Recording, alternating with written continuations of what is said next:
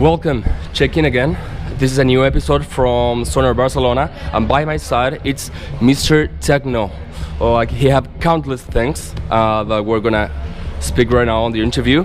Mr. Oliver Huntemann, how are you? Hello, I'm fine, very fine. So the weather is beautiful and we have a nice terrace for our party. So yeah, and also on the forecast it says that it's going to rain. It was like 100%.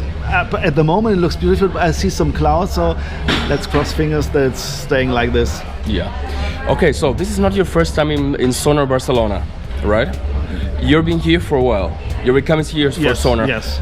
Did you see the evolution of the festival and also the of Sonar? Yes, it gets bigger every year, so there's more parties every year, more competition, and I don't know, it's difficult to say. On one side, I like it to see more people coming to Barcelona. They are still into electronic music, or it's still growing after all these years, and so I think it's more positive aspects instead of saying, oh, there's too many parties, and no, I think it's good. Good.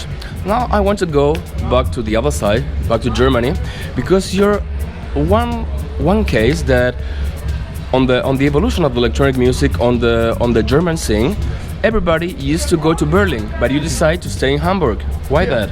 Because I like Hamburg. So I was born in Hanover and grew up in Bremen, which is close to Hamburg, and now I'm in Hamburg since 12 years, and so I have my studio there, I have my environment, and I like it. So I like the city, and it's more down to earth. So I like Berlin too, but for me it's just 1.5 hours ride by train to go there, so that's comfortable, and I don't need the craziness. Because I'm traveling every weekend, and I like Hamburg to come down and to relax and see my friends, my family, and I like the city. I'm a Northern Light, and so this is what I like. That's why I stay there. So I don't have any thinking about going to Berlin. No, I'm fine with Hamburg.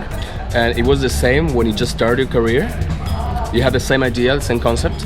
Because in that time, Berlin was exploding. Yeah, I know. I was always going to Berlin, but I never really thought about going to Berlin to live there. So some friends of mine asked me, come to Berlin, because they're already there. But no, I just follow my heart, and I think I'm fine with Hamburg.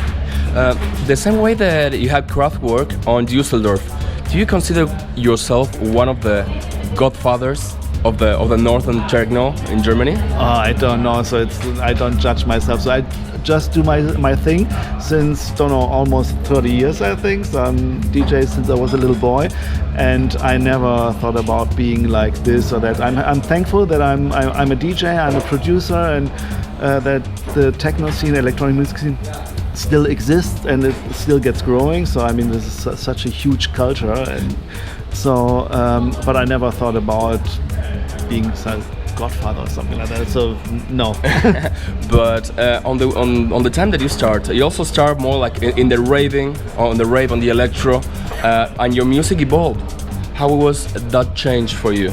It was a natural change, or you adjust yourself for the trends? No, it was a natural change. So I always had this feeling for kind of electro and dark sounds, and so I still keep this. But on the other side, I try to evolve myself, because it would be too boring just following one thing. But step by step. So I just do what I want. And maybe tomorrow, if I like to do deep house, I do deep house. But I don't think so.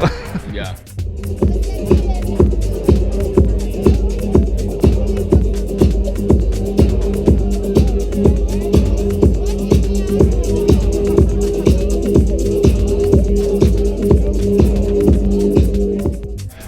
You had on 2014, if I'm not wrong, Ideal,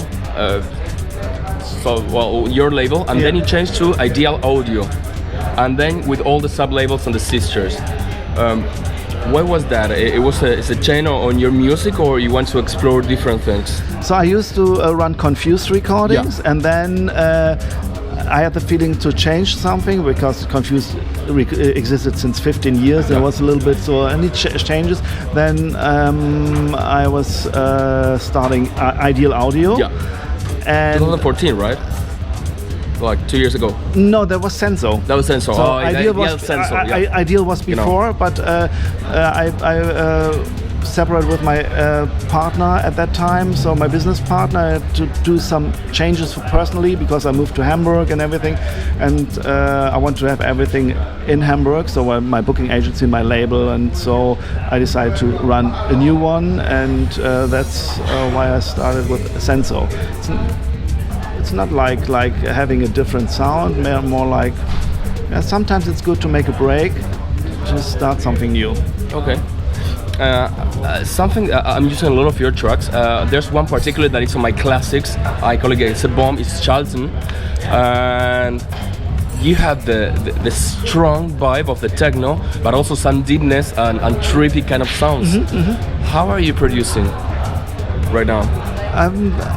So you mean technically? Yeah. So it's just I don't use any outbound synthesizer. So I have my museum of synthesizers, but they're not connected anymore. Everything is only in our Mac and VSTs. Yes, VSTs and just plugins. Everything working still with Logic, not with Ableton. So a bit old school, but in my opinion, it sounds a bit better. But this is just my opinion, and no, that's all internal. So, and because I have the freedom, so total control and recall, because with the old ones, so it sounds different, and I like it. So, and if you know how to work with it, so it sounds the same.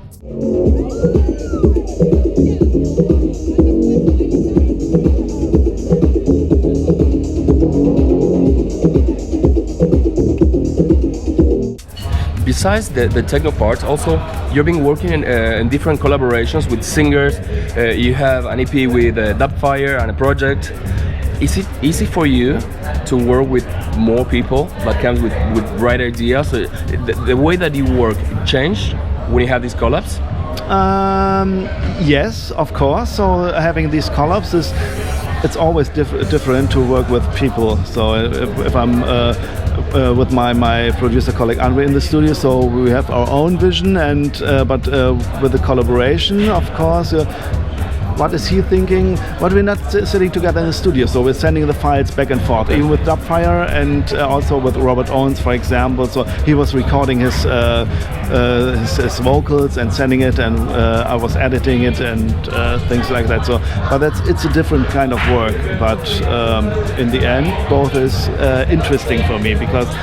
So at one point when I started working with Dubfire, so I was always alone in the studio, and then it was, yes, there came some new aspects on how to produce, and it was interesting to see how he's working with my sounds and the other way the same. Because with him you make Dios, that is God, right? Yes. Why that name? So we had the first track on Cocoon was called Diablo. Yeah. So and the next one was Dios. And now we're coming back, because in the meantime we have the elements, and now we're coming back in September with Humano, which belongs to Dios and Diablo. Okay, that's very good. Yeah. How do you manage just to make? Because at least on my experience, and I had the label and a couple of more things, my money is coming from the shows. How is it for you to have the record label, the shows? How can you make this as a business, not only from the DJ side?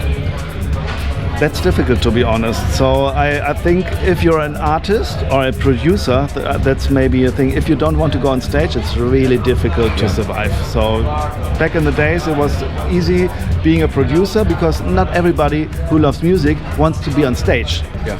So for these guys, it's really difficult at the moment, and for me, it's a mixed calculation, and so my label is running well, but I couldn't live out of it. Yeah. So I have to do my everything. So I have the agency and of course my artist life. But do you think that the democratization of the music, it was good or bad for the scene? That now everything is so easy for all of us to achieve that?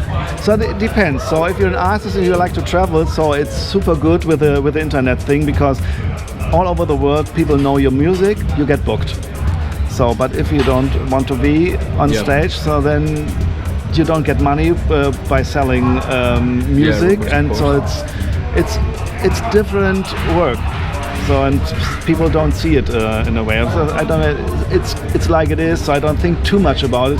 But for artists who don't want to be on stage, it's really hard. And I like to be on stage, but I feel sorry for them because time is changing, and if you want something, you have to go with the changes.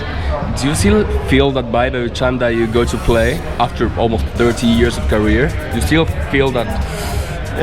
Yeah, that's for good. sure. Yes, it's like yesterday. So I was playing for Ali Dubfire on his SciTech party. I was so wow. So still, when I'm on stage and I get this feedback from the people, it's so satisfying to me. I'm like in a trance when I play. So. Yeah. I'm not like this super party guy because I don't see anyone around me. So the stage was full, but I'm so into it, and I just feel this connection with the people, or not, then it's getting hard. Yeah.